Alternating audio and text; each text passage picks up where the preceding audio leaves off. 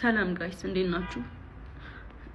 ዛሬ የመጣሁት የተሰማኝን ነገር ለአመታቶች የደበቅኩትን ሚስጥር ለነገራችሁ ነው የመጣሁት። አይ ኖ ሪሌሽንሺፓችን ድብቅ ነበር፣ ኦፊሻል አላደረግነው።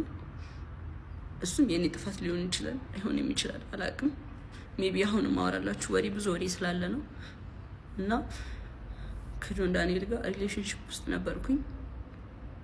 ግን ሪሌሽንሺፕ ውስጥ ሆነን ጻባችን ነበር የሚበዛው።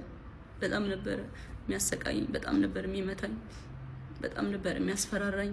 ከኔ ጋር ከተለያየሽ አጠፋሻለሁ፣ ከቲክቶክ ትጠፊያለሽ፣ ላይቭሽን አዘጋዋለሁ፣ መስራት አትችይም እያለኝ ለአመታት እያስፈራራኝ ኑረናል። እና አሁን ትናንትና ደግሞ አካውንቴን ባን አድርጎታል። ብዙ ጊዜ ስንጣላ የመታኝ አሉ ቁስሎችን ስክሪንሾት አስቀምጥላችኋለሁ እዚህ ጋር። እና አሁን የመጣሁት እንድታስጠነቅቁልኝ ነው። እኔ ምንም አልፈልግም፣ ድራማ አልፈልግም። እኔ ማስተዳድረው ቤተሰብ አለኝ። እኔን የሚጠብቁ ከኔ የሚጠብቁ ቤተሰቦች አሉኝ። ለነሱ ነው የምኖረው። እና እንዲያልፍልኝ ለእናንተ መናገር ፈልጋለሁ። እና አመሰግናለሁ።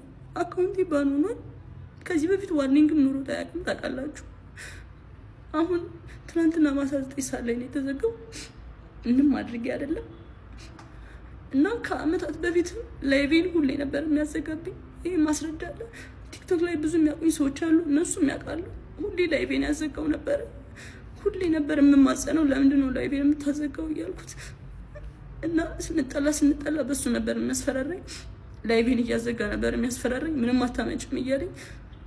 ይሄንን እናቱም ታውቃለች፣ እህቱም ታውቃለች፣ ሁሉም ቤተሰቦቹም ያውቃሉ እኔን አቢዩዝ እንደሚያደርገኝ። እና አሁን የመጣሁት በቃ እንዲጠነቀቅልኝ፣ እንዲያርፍልኝ፣ እንድታሳርፉልኝ ነው። አመሰግናለሁ።